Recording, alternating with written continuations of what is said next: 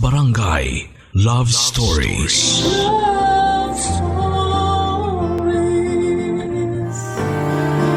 Ang sabi nila ay palaging nasa huli ang pagsisisi. Pero ang totoo niyan ay nasa kalagitnaan ito. Dahil habang tayo ay humihinga, anumang pagkakamali na ating nagawa ay maaari pa natin itong ayusin at baguhin para sa ikabubuti ng ating buhay. Ikaw kapuso, anong bagay ang pinagsisihan mo na nagpabago sa iyong sarili?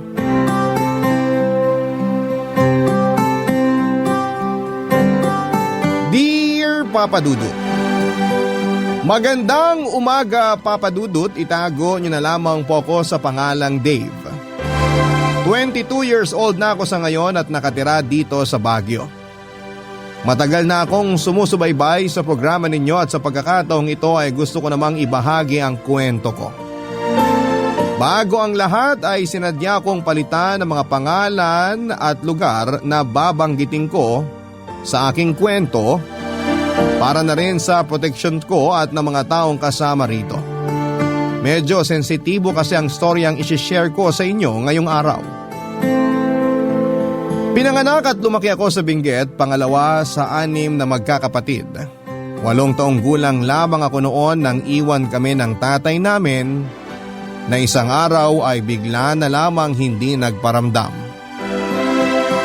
11 years old naman ako nang mamatay ang nanay ko dahil sa sakit na tuberculosis.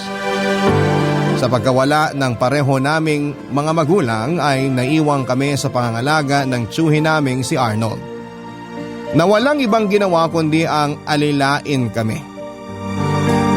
Grade 6 lamang ang tinapos ko dahil hindi naman kami pinag-aral ng uncle namin dahil kapos umano siya sa pera. Hindi raw niya kami kayang pag-aralin dahil hindi naman niya kami mga anak. At sa murang edad ay sari-saring trabaho na ang pinasok ko para lamang magkaroon kami ng panglaman ng tiyan na magkakapatid. Palagi kasing nasa labas si Uncle Arnold na isang construction worker.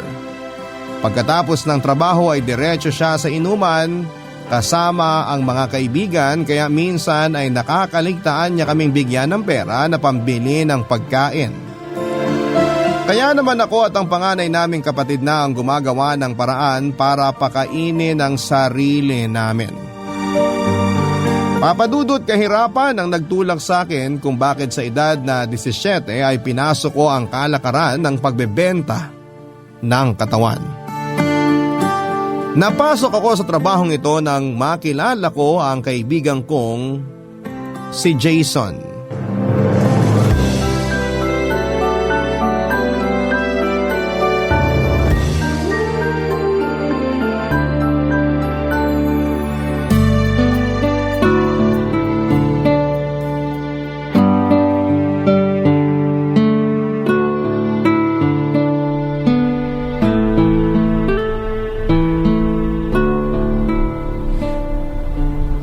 Oh Dave, tapos na kayo?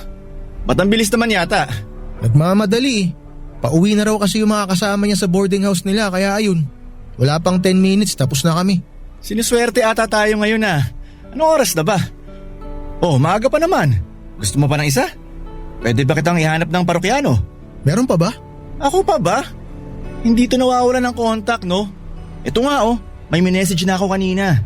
Inaantay ko na lang yung reply niya. Ay, oo nga pala. Yun yung bayad. Ito lang? Walang binigay na tip? Aasa ka pa ng tip. Pang mabilisan na nga lang yung nangyari. Tsaka nakatira lang yun sa boarding house. Mukha nga ang estudyante. Dapat kasi yung mga customer na kinukuha mo yung mga tiba-tiba naman. May gana ka pang mamili matumal na nga tayo ngayon. Di na tayo tulad ng dati uy. Marami na tayong kakumpetensya dyan sa tabi-tabi. Kala mo ikaw lang nagko-callboy dito? Pasalamat ka, meron pang kumukuha sa'yo eh. Sinisi mo pa sa ibang tao. Baka naman mahina lang talaga yung sales stock mo. Tol, hindi ko nakasalanan yun kung ayaw nang bumalik ng iba nating suki. Siyempre mananawa din yung mga yun sa'yo. Maghahanap at maghahanap din sila ng ibang putahe. Tsaka tinan mo nga sarili mo. Para kang pinaglihi sa kawayan. Kayang-kaya ka nang ilipad ng hangin sa sobrang payat mo eh. Alam mo, pag tinalihan kita ng sinulid, pwede na kitang gawing saranggola. Kasalanan ko pa ngayon? Oo naman. Katawan ang puhunan mo dito kaya dapat alagaan mo katawan mo. Kumain ka ng marami para magkalaman ka. Tsaka maligo ka rin minsan para di ka mukhang maasim. Ang dami mong alam. Kung makapagsalita buti nga ikaw puro chat lang ginagawa mo dyan eh. Sa akin kaya lahat ng trabaho. Ako yung nagpapagod, ako yung mas maraming ginagawa. Tapos ang hatian natin 60-40, 40 sa'yo. Alam mo isa pa yan sa dapat nating ayusin eh. Pag-usapan natin yan. Masyado malaki nakukuha mo. Hoy, tandaan mo, wala kang tatrabahuhin kung hindi dahil sa akin. Sige na, kahit na 70-30 na lang hatian natin. Di pwede, no? Ang daya naman ito. Pati nga sa tip ko nakikihati ka pa eh. Aba dapat lang. Tag team kaya tayo. Wala kang trabaho kung wala ako. Wala akong sahod kung wala ka, kaya quits lang. Kailangan ko kasi ng pera ngayon eh. Bakit? May pagkakagastusan ka ba? Kailan ba ako hindi na kailangan ng pera? 6 na bunga nga pinakakain ko. 6? Akala ko ba nagtana na yung panganay nyo? Oo nga, nakipagtana na siya. Bad trip nga yun eh. Tinakasan kami. Pinasa sa akin ni ate lahat ng responsibilidad niya. Madaya yung mga taong ganun. Eh di ba dapat 5 na lang ang pinapakain mo? Kasama ka na dun? Sino pa ba yung pang-6 kundi yung chewing kong batugan? 2 buwan nang walang trabaho tapos ang lakas pang uminom. Ibang klase din yung si Mang Arnold, no? Imbis na kayong alagaan, siyang inaalagaan nyo. Ay, sige na nga. 70-30 tayo. Pero ngayong gabi lang ha. Talaga? Salamat, tol. Wala yun. Oh, eto na. Nag-reply na yung kausap ko. Oh, ano sabi? Ihanda mo na sarili mo, papagurin ka nito. Ayos lang, marami akong reserba. San daw? Susunduin ka raw sa may tabi ng terminal ng bus. Tol, di kotse to, kaya galingan mo. Baka sakaling bigyan tayo ng malaki-laking tip. Papadudod, 17 years old lamang ako pero ako na ang bumubuhay sa mga kapatid at uncle ko. Nakakahiya man ang trabahong pinagkukunan ko ng pera pero eto lang ang tanging paraan para mabuhay kami lalo na at ang kapatid naming si Ate Lala ay mas piniling sumama sa nobyo niya. Hindi ko nga alam kung ano nga ba ang mga nagawang kasalanan ng mga magulang ko noon. Bakit para bang sa amin napunta ang karma nila? Sa totoo lang, kaya kong tiisin ang umarap sa iba't ibang tao, ipagamit ang katawang ko para lamang mapunan ang pagnanasa nila kapalit ng maliit na halaga ng pera. Kaya ko itong gawin gabi-gabi para may makain kami. Pero ang hindi ko po kayang tiisin ay ang pagmamaltrato sa amin ni uncle ko.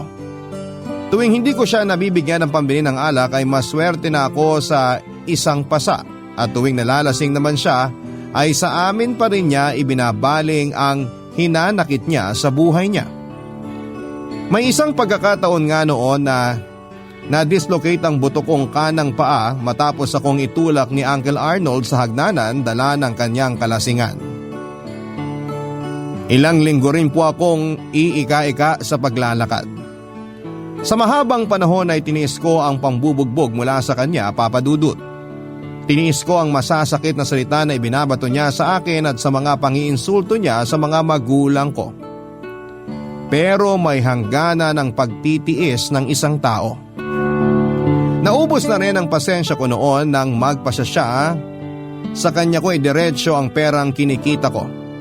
Ni hindi nga niya alam kung anong trabaho ko, ang mahalaga sa kanya ay meron siyang pambili ng alak niya.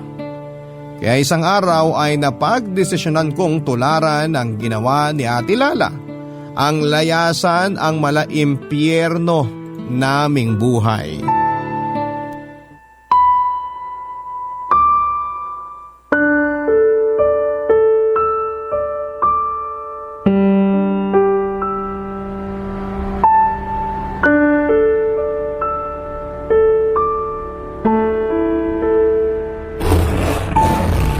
Kuya, wag mo naman kaming iwan. Paano na kami? Hindi ko kayo iiwan. Magtatrabaho lang ako sa ibang lugar para mabigyan ko kayo ng mas maayos na buhay. Isama mo na lang ako. Ayoko maiwan dito kasama si Uncle Arnold.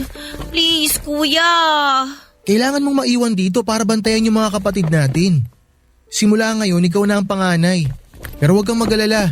Sinabihan ko naman si Jason na alalayan kayo kapag nangailangan kayo. Ang daya nyo! Ang daya-daya nyo ni ate! Marie, ginagawa ko to para sa ating magkakapatid. Walang mangyayari sa atin kung dito lang tayo. Gagatasan at gagatasan lang tayo ni Uncle Arnold. Lalayo muna ako para makapag-ipon. Kapag may sapat na akong ipon, kukunin ko kayo. Itatakas ko kayo rito. Pero sa ngayon, kailangan nyo munang magtiis. Paano kung saktan kami ni Uncle Arnold? Katulad ng ginagawa niya sa'yo. Paano kung bugbugin niya rin kami? Matitiis mo ba yon?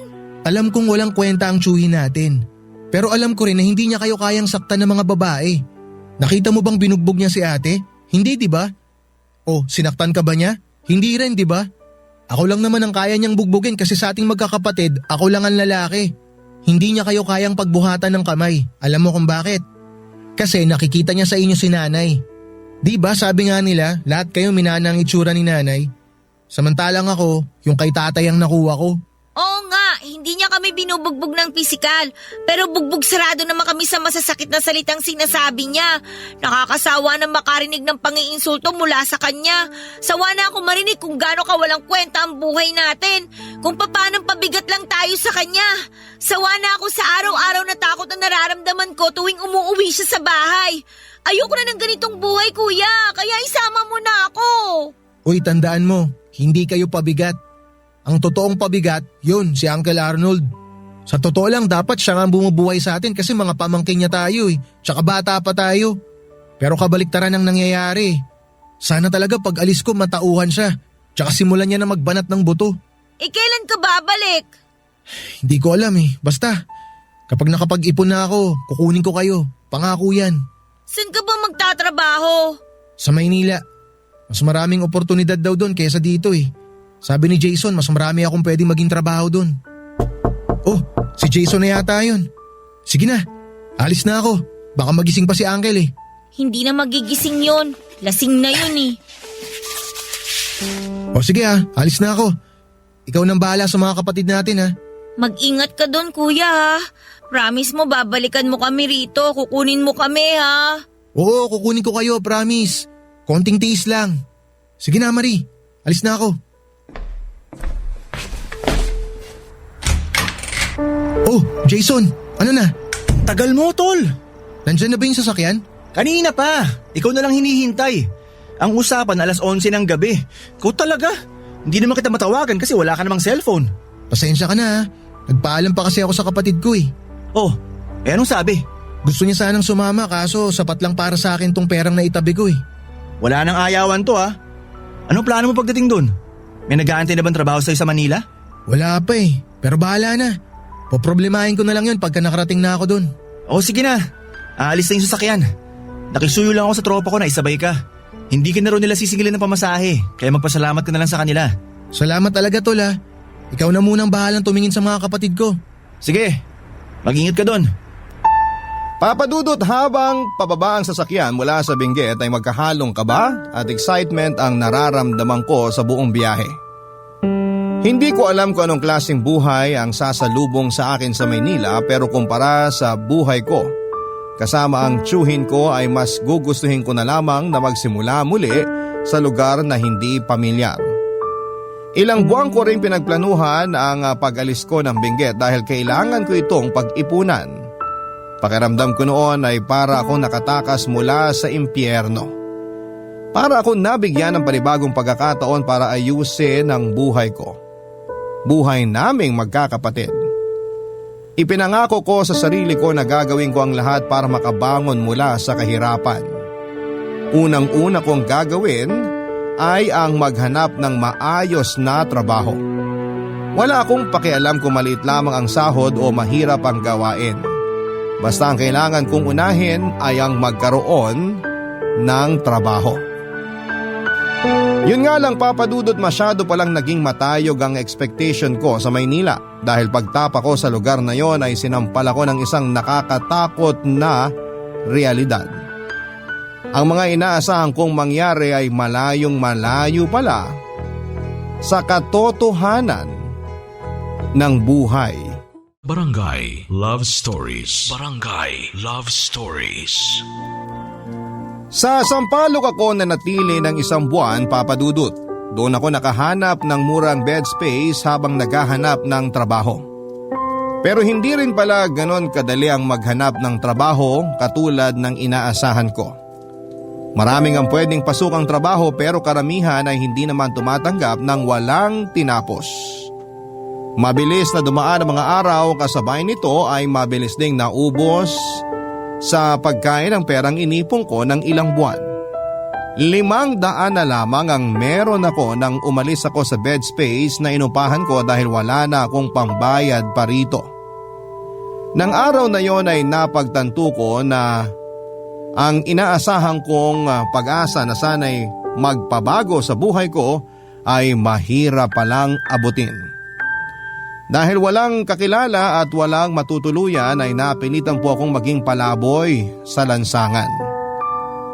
Ang ilang karton na napulot ko sa basurahan ang nagsilbing higaan ko. At kung saan man ako abutin ng dilim ay doon ako natutulog. Para akong batang naliligaw sa kalakhanang Maynila. Yung hindi alam kung saan pupunta. Hindi alam kung ano ang gagawin. Naranasan kong matulog sa terminal ng bus, sa overpass, sa harap ng bangko at kung saan-saan pa. Sa unang pagkakataon ay pinagsisihan ko ang ginawa kong paglalayas. Pero sa awa ng Diyos ay muli ako nabigyan ng pag-asa ng makatulog ako sa harap ng isang tabsihan kung saan ay isang lalaki ang nagbigay sa akin ng oportunidad para bumangon muli mula sa pagkakalugmok sa buhay ko.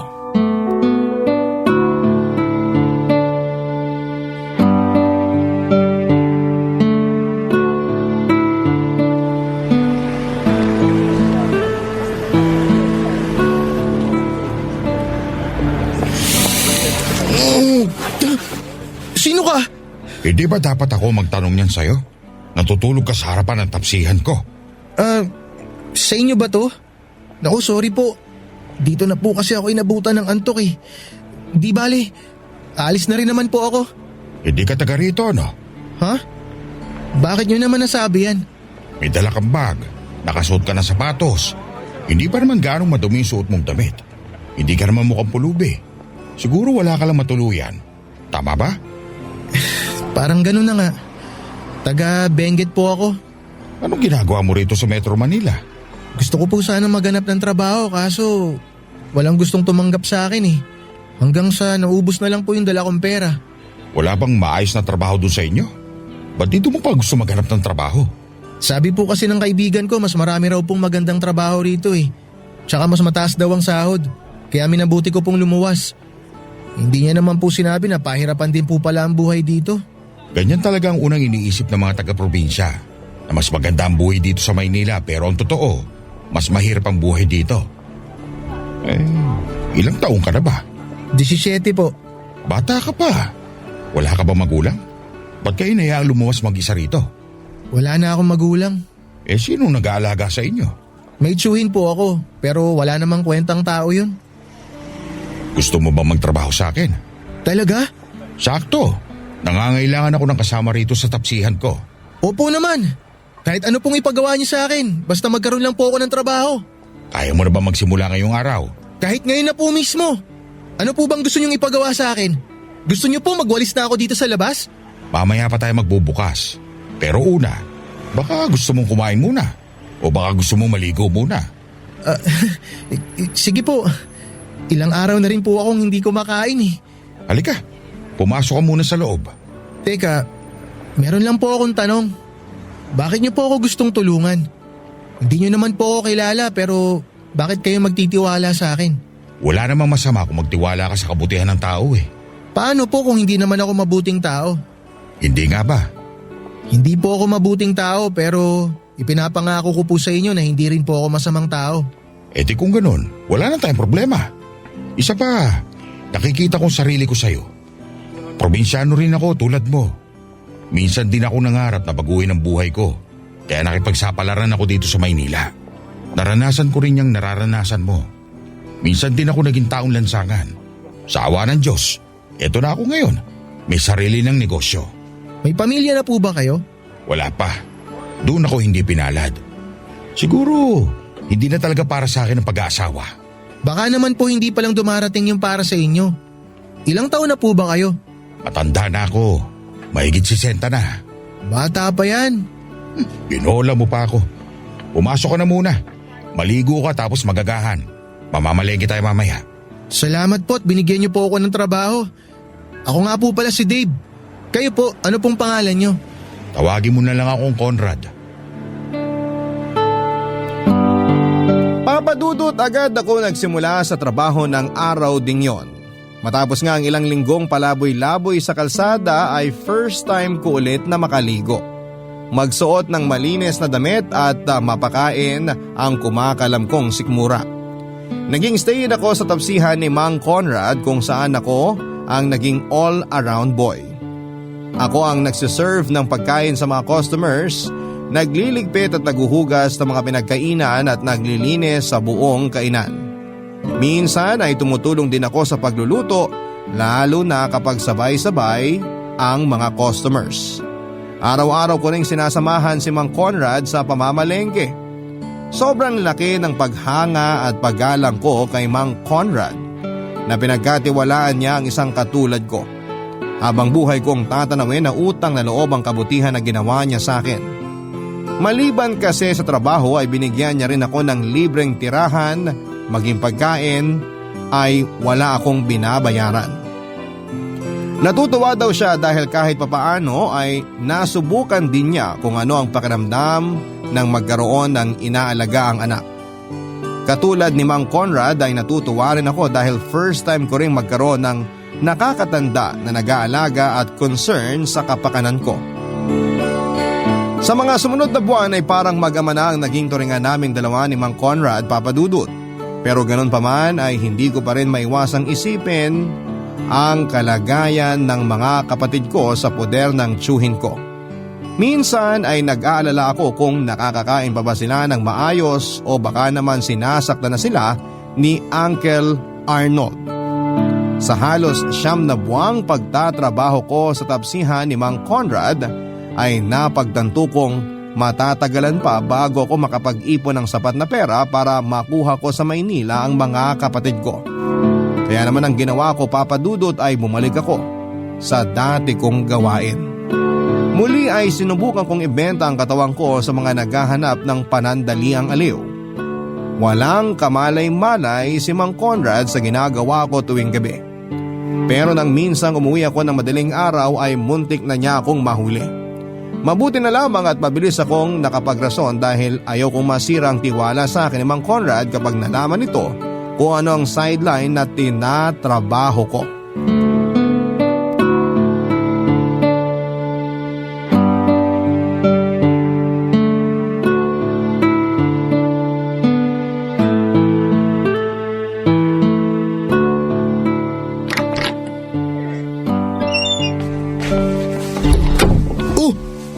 Mang Conrad, gising na po pala kayo.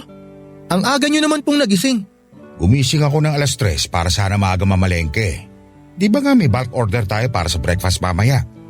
Gigisingin sana kita kaso wala ka pala. Saan ka ba galing? Pasensya na po. May pinuntahan lang po akong kaibigan sa labas. Hindi ko po namalayan yung oras. Pasensya na po. Hindi naman sa pinagbabawalan kita makipagkaibigan, ha? Bata ka pa kaya naiintindihan ko na minsan. Kailangan mo rin mag-enjoy. Pero sana wag mong kalilimutan ang dahilan ng pagpunta mo rito. Di ba sabi mo sa akin, gusto mo mag-ipon para sa mga kapatid mo? Gusto mo silang iahon sa kahirapan? Hindi ko naman po nakakalimutan yun. Wag po kayo mag-alala, Mang Conrad. Hindi naman po ako gumagastos tuwing lumalabas ako. Mabuti naman kung ganon. Alam mo, natutuwa ako na mabilis kang nasanay sa buhay dito sa Maynila.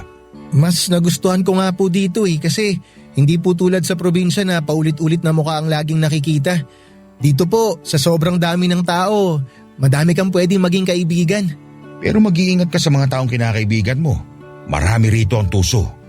Ang buhay dito sa Maynila, survival of the fittest, ika nga nila.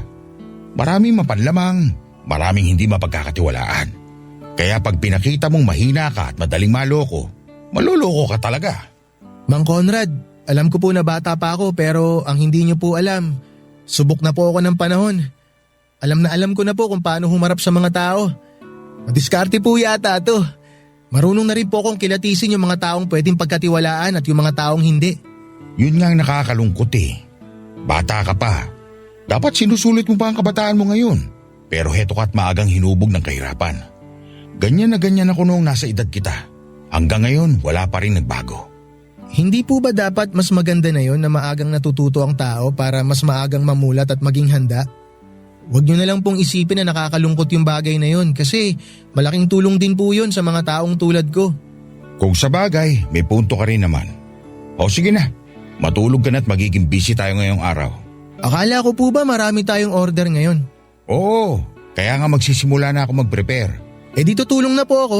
Wala ka pang tulog. Paano ka makakapagtrabaho ng maayos niyan? Mang Conrad, sanay na po ako sa puyatan. Sabi ko naman sa inyo ganito lang po tingnan yung katawan ko pero marami po akong ibubuga. Nako, huwag mong sanayin ang sarili mo sa pagpupuyat. Alagaan mo ang katawan mo. Itong batang to, umidlip ka muna kahit isang oras lang. O sige po, pero kapag kinailangan niyo po yung tulong ko, gisingin niyo po agad ako ha. Sige. Teka, ano itong nasa leeg mo? Ang alin po? Itong nasa baba ng tenga mo. Bukol ba to? Yan ba?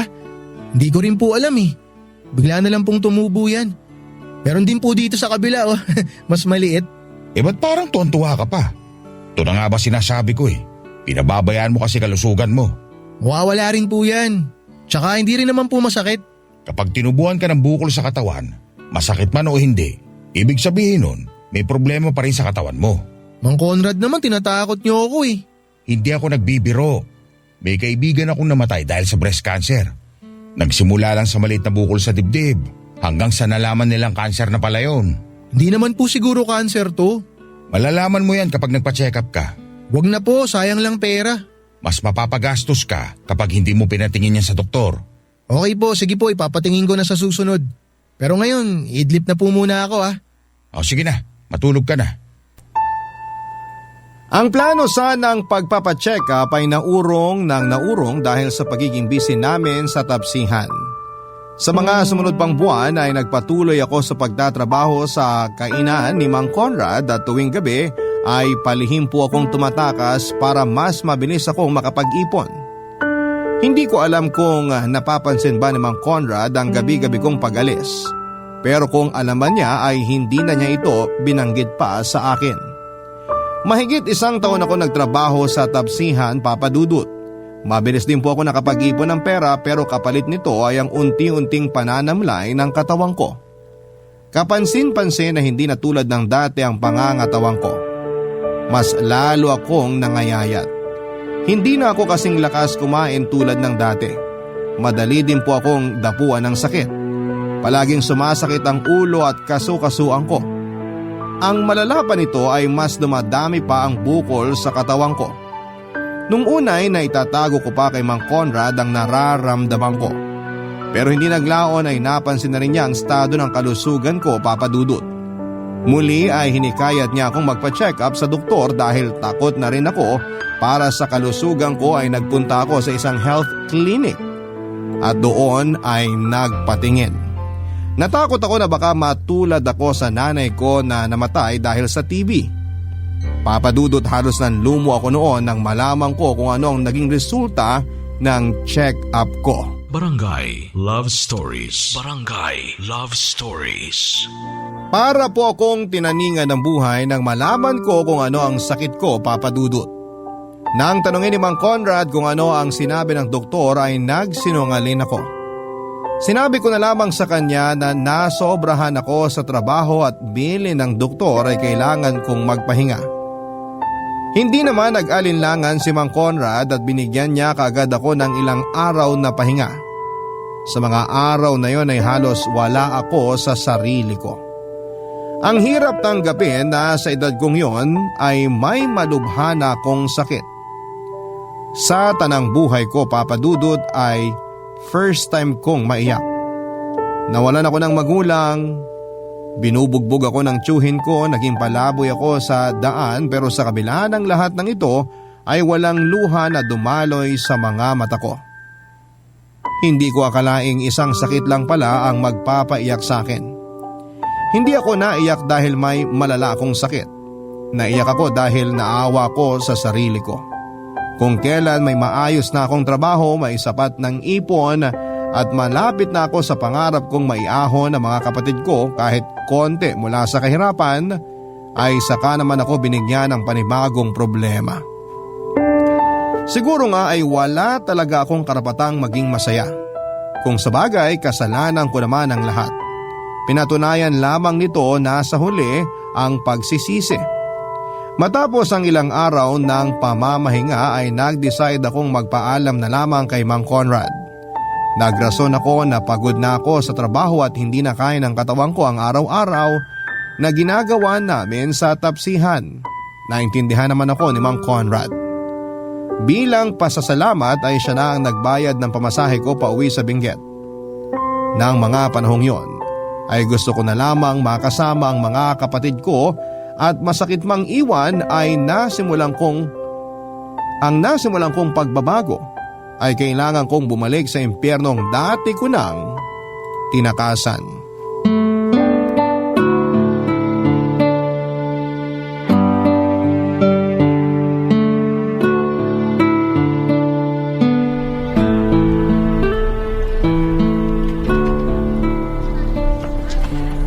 Uy, Jason! Dave? Oh, ikaw ba yan? Nandito ka na pala? Kailan ka pa umuwi? Nung makalawa pa ako dumating. Akala ko nakalimutan mo na kami. Mabuti naman naisipan mo magbakasyon. Hindi ako magbabakasyon. Dito na ulit ako titira. Talaga? Bakit naman? Ayaw mo na dun sa Manila? Na-homesick ka, no? Hindi. Namiss ko lang dito. Ano namang mamimiss mo rito? Sa pagkakaalala ko nga, sukang-suka ka na sa buhay mo rito nun. Nagmamadali ka nga umalis eh. Basta, wag mo na lang akong tanungin. Ayaw mo sa trabaho mo dun, no? Ano bang trabaho mo dun? Macho dancer? Hindi, maganda trabaho ko dun. Tagaluto ako sa tapsihan. Bakit mo iniwan?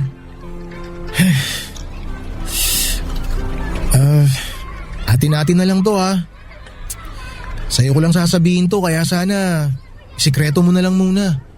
Sana wala nang iba na makaalam ha. Ano ba kasi yan? Baka naman nakabuntis ka, tapos tinakasan mo. May sakit ako eh. HIV. Ano? Paano? Huwag mong sabihin pati sa Manila, nag-callboy ka. Eh kasi kailangan kong kumita eh. Hindi ko naman talaga sana gagawin yun. Kaso kung aasa lang ako sa sinasahod ko sa tapsihan, mukhang sobrang matatagalan bago ko makuha yung mga kapatid ko. Kaya rumakit na ako. Ang tanong, nakuha mo ba mga kapatid mo? Hindi, di ba? Ang ending, bumalik ka tuloy dito. Ayan kasi, matagal na kitang pinagsasabihan na gumamit ng proteksyon. Sabi mo, gastos lang yun. Oh, ano kayo napala mo? Alam ko naman ang kasalanan ko. Hindi mo na kailangan ipagduldulan sa mukha ko yan. Huwag mo na akong sisihin. Hindi yun ang kailangan ko ngayon. Ang kailangan ko, suporta, tol. Sorry, nagulat lang ako eh. Hindi ko alam na may pinagdadaanan ka na pala. Akala ko maayos na buhay mo dun sa Manila eh. Hindi ba wala pang lunas sa sakit na yan? Oo, wala pa. Pero marami na raw treatment ngayon para sa sakit na to. Sabi ng nurse dun sa health center na pinuntahan ko nun, kapag daw palagi akong uminom ng gamot na pang HIV, pwede raw masuppress yung virus sa katawan ko para mas humaba yung buhay ko. Ano bang ibig sabihin ng suppress? Hindi ko rin alam eh. Basta ganun. Alam mo tol, sobrang na-depress ako nung nalaman ko na may HIV ako. Akala ko talaga katapusan ko na eh. Pero kinausap nila ako sa health center ng masinsinan. Ipinaliwanag nila sa akin na may pagkakataon para raw akong mabuhay ng matagal at bumalik sa dati. Ang kailangan lang tuloy-tuloy ang pag-inom ko ng gamot. Yun naman pala eh. Mabuti naman kung ganun. Kaso tol, sobrang mahal ng gamot eh. May higit 1,000 para sa isang buwan. Yung naipon kong pera sa trabaho, sa gamot lang mapupunta. Nasabi mo na ba to sa mga kapatid mo? Sa tsuhin mo? Sabi ko nga sa'yo tol, ikaw pa lang ang pinagsasabihan ko nito. Wala nang ibang tao nakakaalam ng sakit ko maliban sa ating dalawa. Tsaka wala akong planong sabihin sa tsuhin ko tong sitwasyon ko. Wala namang paki sa akin yun eh. Nung bumalik nga ako dito, parang wala lang sa kanya. Tinawanan pa nga ako kasi masyado raw ako nagmamagaling. Wala din naman daw akong napala sa paglalayas ko. Bad trip. Hanggang ngayon wala pang ipinagbago yung tao na yun. Ano nang gagawin mo ngayon? Kailangan ko makahanap ng trabaho sa lalong madaling panahon, tol. Kung hindi ako magtatrabaho, wala akong ipambibili ng gamot. Gusto mong bumalik uli sa dating gawi? Malaking tulong yun. Parang gago naman to eh. Diyan ko na nga nakuha yung sakit ko tapos pababalikin mo ako dyan. Suggestion lang naman. Pero hayaan mo, tutulungan kita maghanap ng trabaho. Salamat tol ah. Papa Dudut, isa si Jason sa mga taong maituturing ko ng pinakamatagal na kaibigan kaya siya ang pinagkatiwalaan ko tungkol sa sakit ko. Pero sobrang laki ng pagsisisi ko na sinabi ko pa sa kanya ang katotohanan. Matapos kasi ng pag-uusap namin ay mabilis na kumalat sa lugar namin ang balitang meron po akong HIV. At dahil dito ay pinandirihan ako at iniwasan ng mga tao na para bang ang karamdaman ko ay parang sipon na madali lang makahawa. Ang pinakamasakla pa rito, maging ang mga kadugo ko ay nagsimulang lumayo sa akin. Ang mga kapatid ko ay natakot nang malamang may nakakahawa kong sakit. Ang tiyuhin ko naman ay mas ipinamukha lang sa akin na wala talagang saysay ang buhay ko dito sa mundo. Hanggang sa ngayon ay naaalala ko pa ang komento niyang sa murang edad ay kinukuha na ako ng Diyos dahil wala daw akong silbi sa lipunan. Hindi pala maganda ang pakiramdam, Papa Dudut, kapag tinalikuran ka na ng buong mundo. Sobrang sakit na naiwan akong mag-isang lumalaban sa sakit ko. Ilang buwan din akong pinanghinaan ng loob at nawala ng ganang magpatuloy at tila ba hinihintay ko na lamang ang katapusan ko. Wala naman ako magagawa dahil sa ginawa ni Jason ay wala nino man ang may gustong tumanggap sa akin sa trabaho. Hanggang sa muli kong naalala si Mang Conrad at kung paano niya paulit-ulit na sinasabi na nakikita niya ang sarili niya sa akin. Naisip ko na paano kung gawin ko rin siyang inspirasyon na kaya niyang magpursige at ibangon ang sarili. Sa tingin ko ay kaya ko ring sundin ang landas na pinagdaanan niya. Sinubukan kong tulungan ang sarili ko. Nagpatuloy ako sa araw-araw na gamutan. Sinikap kong maghanap ng trabaho. Inalis ko sa sistema ko ang mga bagay na maaaring ikasira ng kalusugan ko tulad ng pag-inom at paninigarilyo. Nagsimula akong kumain ng masustansya at mag-exercise. Hindi ko inintindi ang mga tao sa paligid ko. At dahil dito ay muli ako nakaramdam ng pag-asa. Lalo na ng isang araw ay muling magpakita sa akin ang panganay naming kapatid na si Ate Lala. Palihim niya akong pinuntahan sa Benguet at kinumusta matapos mabalita ng sakit ko. Doon ay binahagi niya sa akin ang plano niya na gusto niya kaming kunin sa Baguio kung saan siya kasalukuyang naninirahan.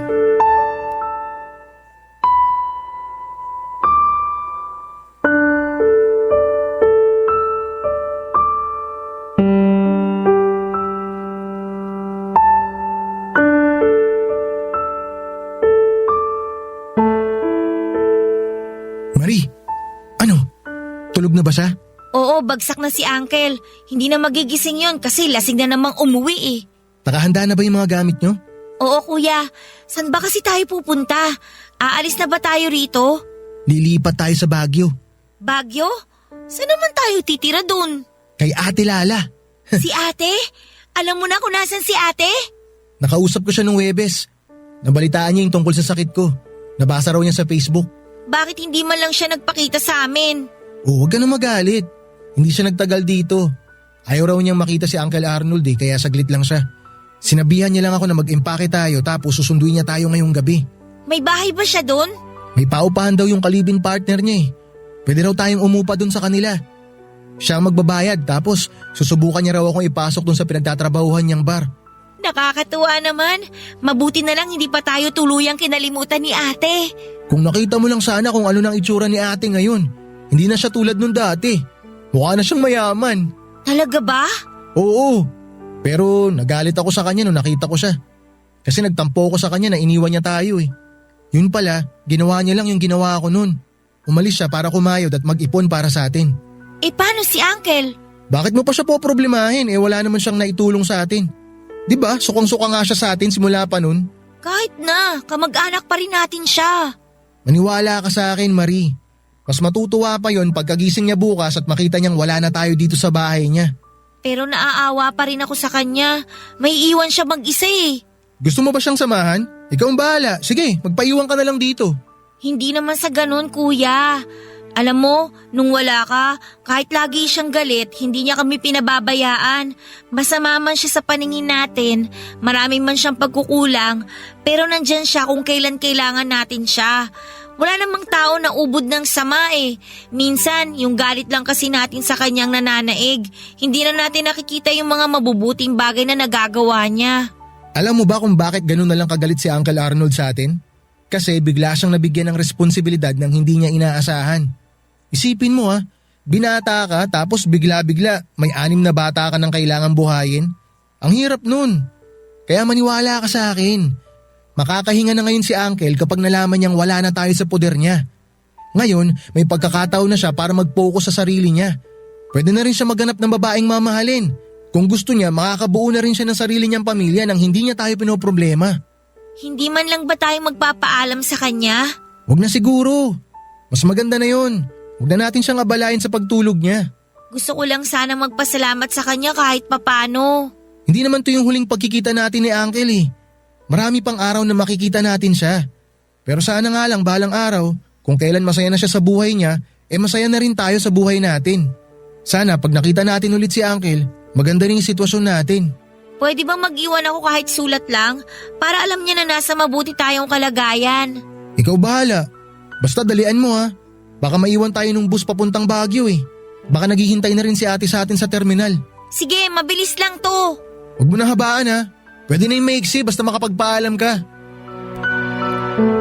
Papadudot ng gabing yon ay nagsimulang magbago ang buhay namin. Pagkarating namin sa Baguio ay sinalubong kami ng boyfriend ni Ate Lala. Laking gulat naming magkakapatid nang makita namin na may bitbit siyang bata. Ito pala ang isa sa mga dahilan kung bakit umalis si ate. Buntis siya noon at natakot sa maaring gawin sa kanya ni Uncle Arnold kaya nakipagtanan siya sa boyfriend niya. 2 palapag ang paupahan ng pamilya ng boyfriend ni Ate Lala. Matagal na talaga niyang gustong kunin kami mula sa Benguet at hintay lamang niya na may isang kwartong mabakante para doon kami tumira. Pagkatapos ng paglipat namin ay ipinasok ako ni ate sa bar na pinagtatrabahuhan niya bilang waiter. Sa unang pagkakataon ay naramdaman kong meron na akong pamilyang masasandalan. Suportado ako ng mga kapatid ko sa pagpapagaling ko. Tinulungan ako ni ate para makabili ng gamot na dapat ay araw-araw kong iniinom. At sa awa ng Diyos ay unti-unti ko na ring naibalik ang katawan ko sa dati nitong sigla. Ngayon ay proud akong ibalita sa inyo na sa edad na 22 ay undetectable na po ang HIV sa dugo ko. Ibig sabihin po nito ay hindi na ako makakahawa ng virus basta patuloy lamang ang pag-inom ko ng gamot. Papadudot sa dami ng masalimuot na nangyari sa buhay ko, mas napalapit ako sa Diyos. Lalo na't binigyan niya ako ng pagkakataong pahabain ang buhay ko. Marami po akong pinagsisihan sa mga nagawa ko sa nakaraan pero ang tanging magagawa ko na lamang ngayon ay gamitin po itong aral para sa mga desisyong gagawin ko sa hinaharap. Ang sabi nga nila bilog ang mundo kung noon ay nasa ilalim kami. Ngayon ay dama ko na ang unti-unti naming pagangat at sana ay magtuloy-tuloy na ito. Dito na po nagtatapos ang kwento ko, Papa Dudut. Maraming salamat po sa pag-share ng kwento ko. Magandang araw po sa inyong lahat. Ang inyong kapuso, Dave.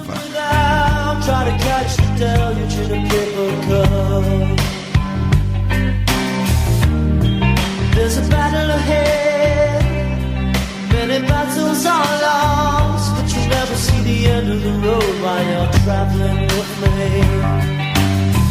Hey now, don't dream it's over. Hey now, when the world comes in, they come to build a wall between us. No.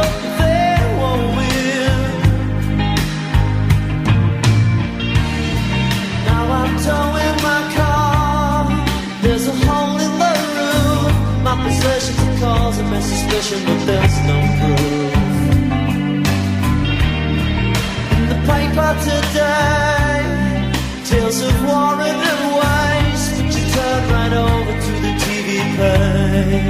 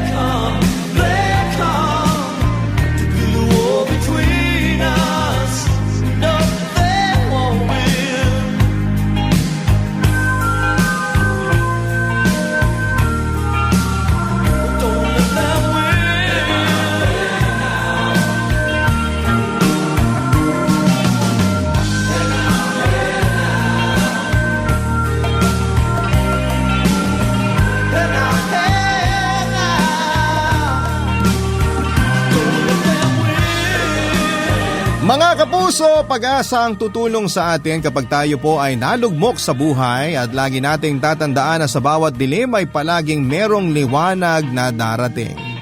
Dagdagan mo lang ito ng determinasyon at pananampalataya at tiyak na mararating din natin ang tagumpay na inaasam po natin.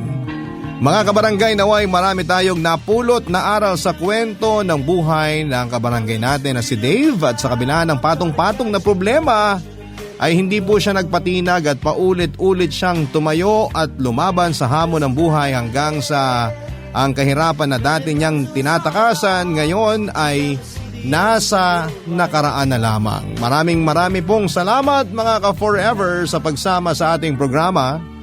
Hanggang sa muli, ako po ang inyong Mr. Barangay Love Stories, ang inyong si Papa Dudut sa mga kwento ng pag-ibig, buhay at pag-asa. Dito naman yan sa inyong official overall number 1 FM station in Mega Manila, ang Barangay LS 97.1 Forever. Nagustuhan ng iyong napakinggan? Ituloy yan via live stream sa www.gmanetwork.com/radio. Barangay LS 97.1 Forever!